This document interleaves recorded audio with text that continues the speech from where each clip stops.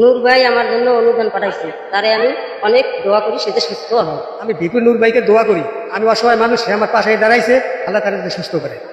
অন্য অন্য মানুষকে, গরিব যারা আছে পাশে সে আসতে পারে, সেই কামনা। আসলে খুব অসহায় দরিদ্র, এই দরিদ্র পরিবারের পাশে গণ অধিকার পরিষদ, বাসপিনা উপজেলার নেতৃবৃন্দ এবং বাঁশবাজার ইউনিয়নের নেতৃবৃন্দ এসে দেখলাম আসলে মর্মান্তিক ঘটনা। যেভাবে এই পরিবারটি বসবাস করছে, এই যুগে এইভাবে মানুষ বসবাস করতে পারে না। তাদের বাসস্থান নেই, তাদের খাবার কোনো ব্যবস্থা নেই, পরনে বস্ত্র নেই, ভালো একটি টয়লেটের ব্যবস্থা নেই, গোসল করার ব্যবস্থা নেই। এই পরিবেশ দেখে আমরা অত্যন্ত মর্মাহত।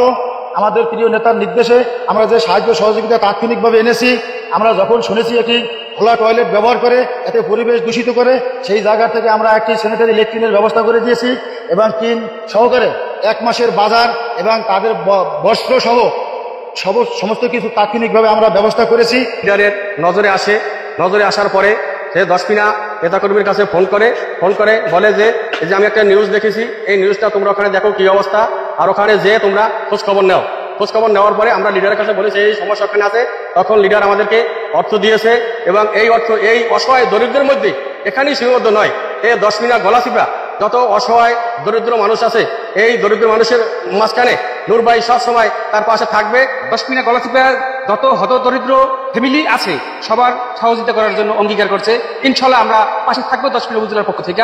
আমি নূর ভাই এই পরিবারটারে সাহায্য করছে, আরো যে সাহায্য করতে পারে আমরা তারে দোয়া করি, আল্লাহ যেন তারা সুস্থ করে।